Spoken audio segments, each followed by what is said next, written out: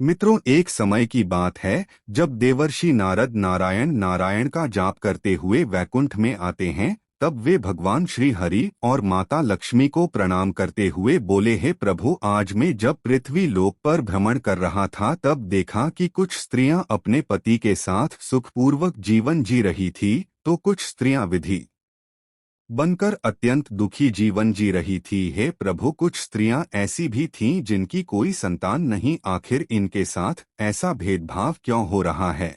मैं जानना चाहता हूं कि कौन सी स्त्री के भाग्य में पुत्र नहीं होता है कि इस पाप के कारण स्त्रियां विधवा होती है, तथा कौन सा श्रृंगार करने से स्त्री को स्वर्ग की प्राप्ति होती है। कृपा का करें और इस भक्त की दुविधा को दूर करें। तब भगवान श्री हरि कहते हैं, नारद, आपने समस्त मानव जाति के कल्याण हेतु महत्वपूर्ण प्रश्न किए हैं, किंतु एक स्त्री के मन को समझ पाना किसी के भी बस की बात नहीं है। आपको इस प्रश्नों के योग्य उत्तर देवी लक्ष्मी ही दे सकती है।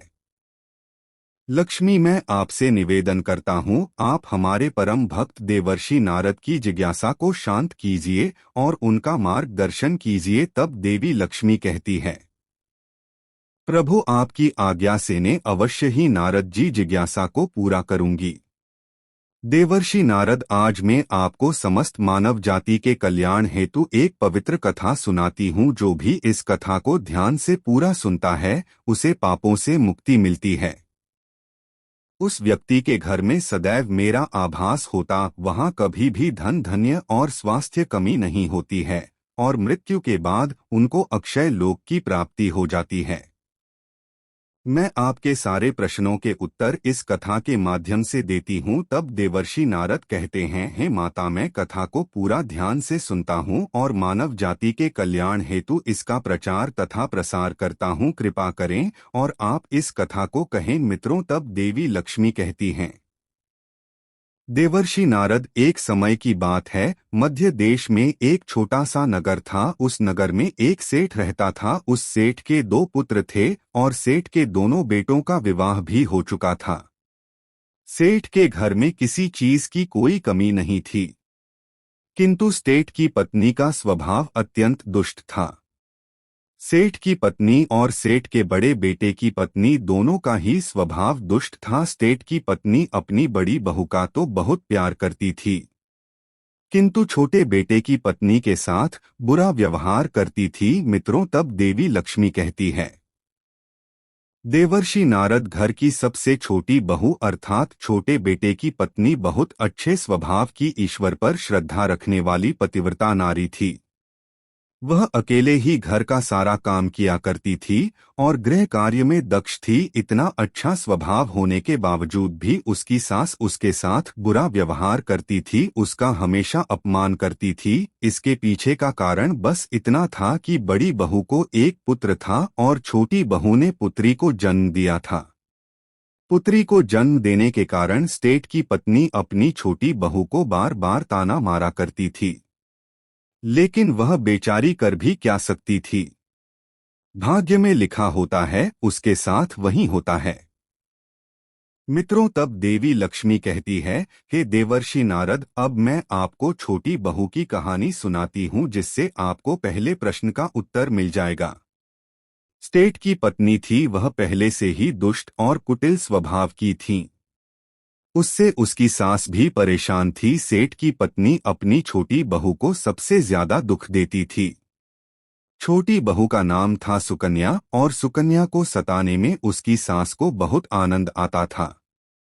सुकन्या बेचारी रोज सुबह ब्रह्मा मुहूर्त में जाकर अपने घर के काम करती थी और दिन भर काम करने के बाद उसे रात्रि को ही सोने को मिलता था। इतना होकर भी सेठ की पत्नी अपनी छोटी बहू से प्रवेश करती थी। जब छोटी बहू झाड़ू लगाती तो उसकी सास आकर उसे ताना मारती थी कि तेरे हाथ में जान नहीं है क्या, तो जल्दी जल्दी झाड़ू लगा, मैं मंदिर जा रही हो, मेरे लौटकर आने से पहले तो भोजन बनाकर तैयार रखना और आते ही मैं उस भोजन को ग्रहण करेंगे, और सुन, अन्न का एक दाना भी बर्बाद न हो पाए। बेचारी सुकन्या चुपचाप अपनी सास का अत्याचार सहन करती थी और उसकी सास की हर आज्ञा का बड़ी ही विनम्रता से पालन करती थी। फिर छोटी बहू खाना बनाते हुए सोचने लगी कि मैं घर का इतना काम करती हो लेकिन फिर भी मैं चैन की सांस नहीं ले पाती हूँ। मेरी सासू माँ किसी न किसी बात को लेकर मुझे ही ताना मारती रहती है। पता नहीं कब उनकी ताना देने की आदत जाएगी। मित्रों, तब देवी लक्ष्मी कहती है, हे देवर्षि नारद, सुकन्या इतना सोच रही थी कि तभी घर के दरवाजे पर खटखटाने की आवाज सुनाई दी। छोटी बहू ने सोचा, अभी तो भोजन तैयार भी नहीं हुआ है, लगता है मेरी सासू माँ आज जल्दी लौट गई, अब फिर सताना मारे मारेगी। तब सुकन्या ने दरवाजा खोला तो उसने देखा कि द्वार पर एक सन्यासी खड़ा हुआ है। वह सन्यासी सुकन्या से कहने लगा, बेटा सदा सुहागिन रहो, तुम्हें सन्यासी के लिए कुछ भोजन का दान करो। हे पुत्री, मुझे बड़ी भूख लगी है। तब सुकन्या ने सोचा, अगर मैं सन्यासी को भोजन करा दूं और इतने में मेरी सास आ गई तो मेरी खैर नहीं। कुछ देर तक विचार करने के बाद सुकन्या ने सोचा, यदि मैं सासू माँ के ताने के डर से इस सन्यासी को भोजन नहीं करूंगी तो मुझे महापाप लगेगा, मेरा सारा पुण्य नष्ट हो जाएगा। इतना सोचकर सुकन्या ने उस सन्यासी को घर के अंदर बुला लिया। मित्रों, तब देवी लक्ष्मी कहती है, देवर्षि नारद, अतिथि धर्म का पालन करते हुए सुकन्या उस सन्यासी को भोजन कराने लगी। उतने में ही उसकी सास घर पर आ पहुंची और उस सन्यासी को घर के अंदर भोजन करते हुए देखकर उसे बहुत गुस्सा आ गया। वह चिल्लाते हुए सुकन्या से कहने लगी, यहाँ पर क्या किसी प्रकार का भंडारा या दावत नहीं चल रही है, जो तो राह चलते भिखमंगों को घर में बिठाकर खिला रही हो। सुकन्या ने अपनी सास से बड़ी विनती की, लेकिन सुकन्या की सास ने बहू की एक नहीं सुनी और उसकी सास ने उस सन्यासी को घर से बाहर निकाल दिया और उसके भोजन को उठाकर कचरे में फेंक दिया। उसके बाद वह साथ सुकन्या पर गुस्सा करने लगी, अरे दुष्ट औरत, मैंने तुझे कहा था कि अन्न का एक दाना भी बर्बाद नहीं होना चाहिए, लेकिन तूने क्या किया, उस भिखमंगे को इतना सारा भोजन दे दिया। सुकन्या डरते डरते बोले, सासुमाँ, मैंने सन्यासी को अपने हिस्से का भोजन दिया है, इसमें आखिर इतना गुस्सा होने की क्या बात है। द्वार पर आए अतिथियों को कभी खाली हाथ नहीं भेजते हैं, ऐसा शास्त्र कहते हैं। आकर सुकन्या को धक्के मारकर घर से बाहर निकाल दिया और घर का दरवाजा बंद कर दिया। मित्रों, तब देवी लक्ष्मी कहती है, देवर्षि नारद, सुकन्या देर तक घर के मुख्य द्वार के सामने खड़ी रही और बाहर से अपनी सास को आवाज देने लगी। सुकन्या की सास ने एक नहीं सुनी और उसे घर के अंदर आने नहीं दिया। फिर सुकन्या दुखी और उदास होकर अपने मायके के लिए निकल गई। मायके जाने के रास्ते में बहुत बड़ा जंगल पड़ता था। सुकन्या भूखी प्यासी रहकर उस जंगल के रास्ते पर से चलने लगी। तभी उसी समय अचानक जोर जोर से बादल गरजने लगे और मूसलाधार बरसात होने लगी। बारिश से बचने के लिए सुकन्या एक वृक्ष के नीचे जाकर खड़ी हो गई। वहां पर सुकन्या ने देखा कि पेड़ के नीचे में कोटर बना हुआ है। फिर वह बिना देरी किए जल्दी से उस कोटर में घुस गई। मित्रों, तब देवी लक्ष्मी कहती है, हे देवर्षि नारद, कोटर में जाने के बाद सुकन्या ने देखा कि अंदर कोई साधु महात्मा बैठे हैं। वह सन्यासी कोई और नहीं बल्कि भगवान विष्णु ही साधु का रूप धारण करके बैठे हुए थे। जब उस साधु ने उस सुकन्या को देखा तो बोले, हे पुत्री, तुम इस घने जंगल में अकेली क्या कर रही हो? रोना बंद करो, मैं तुम्हारे बारे में सब कुछ जानता हूँ। तुम्हारे ससुराल वाले अत्यंत दुष्ट स्वभाव के हैं और वे तुम्हें बहुत दुख देते हैं। इसका कारण केवल बस इतना है कि तुम्हें पुत्र की प्राप्ति नहीं हुई है। पुत्री को जन्म देने के कारण तुम्हें तुम्हारी सास के ताने सुनने पड़ते हैं। यह पुत्री, तुम चिंता मत करो, मैं तुम्हें एक पर्ची देता हूँ। इस पर जो भी उपाय लिखा हुआ है, तुम उस उपाय को पूरे मन के साथ करो, फिर तुम्हें एक गुणवान पुत्र की प्राप्ति होगी। फिर सुकन्या ने वहां पर चिली और वह साधु वहां से अचानक से गायब हो गए। मित्रों, तब देवी लक्ष्मी कहती है, हे देवर्षि नारद, यह चमत्कार देखकर सुकन्या बहुत प्रसन्न हुई और जब बारिश रुकी तो सुकन्या का पति उसे ढूंढते हुए उस स्थान पर पहुंच गया। सुकन्या ने अपने पति को सारी हकीकत बता दें और फिर दोनों ने ही घर वापस न जाकर उसी जंगल में रहने का निर्णय लिया। वहीं पर रहते हुए एक दिन सुकन्या के मन में पुत्र प्राप्ति का ख्याल आया और वह मन ही मन सोचने लगी कि यदि मेरा भी कोई पुत्र होता तो आज ससुराल में मुझे बहुत ज्यादा इज्जत मिलती। तब सुकन्या को उस साधु के द्वारा दी गई पर्ची की याद आ गई और फिर जब उसने वह पर्ची खोलकर पढ़ा तो उसने देखा कि जो स्त्री पुत्र प्राप्ति की कामना रखती है उसे रात्रि में अपने पति की बाईं तरफ सोना चाहिए। ऐसा करने से कुछ समय बाद में बाएं करवट लेटने से न का दाहिना स्वर और दाहिनी करवट लेने से न का बायां स्वर चालू हो जाता है। फिर जब पुत्र की इच्छा हो तो उस स्थिति में मिलन से पहले यह निश्चित कर लेना चाहिए कि पुरुष का दायां स्वर चलने लगे और स्त्री का बायां स्वर चलने लगे और उसी समय पर गर्भ धारण किया जाना चाहिए। मित्रों, तब देवी लक्ष्मी कहती है, हे देवर्षि नारद, ऐसा करने से निश्चित ही पुत्र की प्राप्ति होती है। इसके विपरीत न के स्वर चलने से पुत्र की प्राप्ति होती है। कृषि में आगे लिखा हुआ था कि मासिक धर्म शुरू होने के बाद पहले 4 दिनों में पुरुष के साथ मिलन करने से पुरुष को रगड़ता प्राप्त हो जाता है और 5वीं रात्रि में मिलन करने से पुत्र की प्राप्ति होती है तथा 6ठी रात्रि में मिलन करने से पुत्र रत्न की प्राप्ति होती है।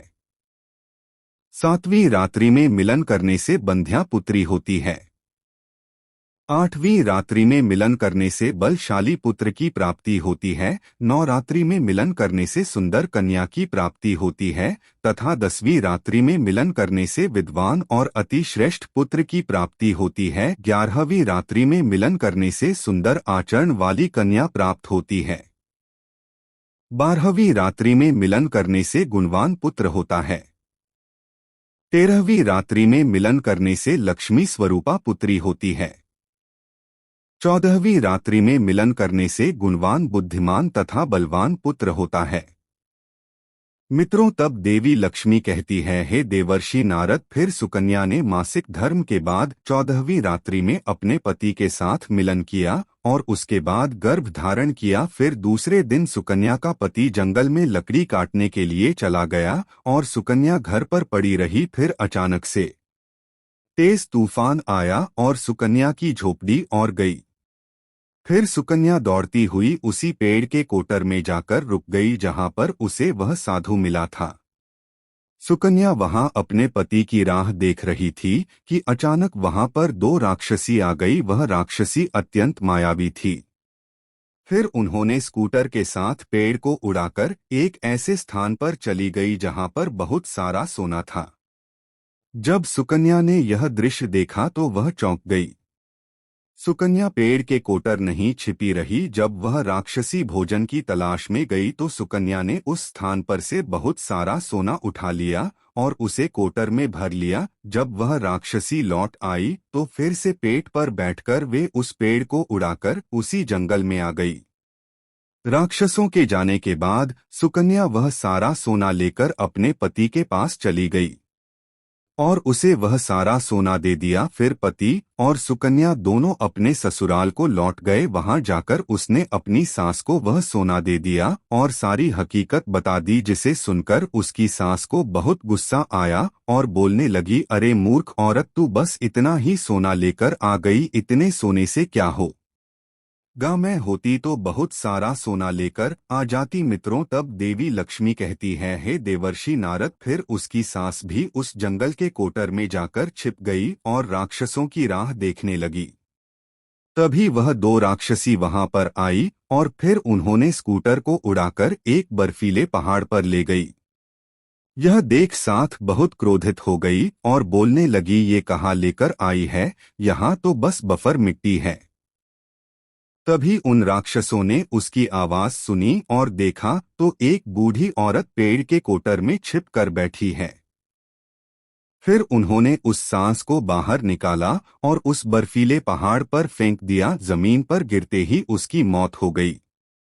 इधर सुकन्या बड़े आनंद के साथ रह रही थी, लेकिन सुकन्या के साथ कभी नहीं लौटी। तो सुकन्या ने जाकर उस कोटर में देखा तो वहां पर उसकी सास नहीं थी। उसे समझ में आ गया कि लालच के कारण उसके साथ की मृत्यु हो गई। मित्रों, तब देवी लक्ष्मी कहती है, हे देवर्षि नारद, जिस स्त्री को पुत्र प्राप्ति की कामना है उसे मैंने सुकन्या को दी हुई पर्ची में बताए गए उपाय जरूर करने चाहिए।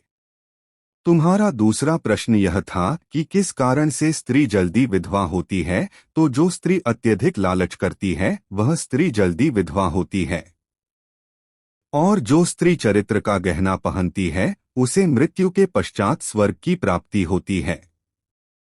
एक स्त्री को अपने चरित्र का त्याग कभी नहीं करना चाहिए। तो दोस्तों, उम्मीद है आपको यह कथा पसंद आई होगी। वीडियो को लाइक जरूर करें और कमेंट में जय मां लक्ष्मी, जय श्री कृष्ण जरूर लिखें। साथ ही चैनल को सब्सक्राइब करें। आप सभी का धन्यवाद।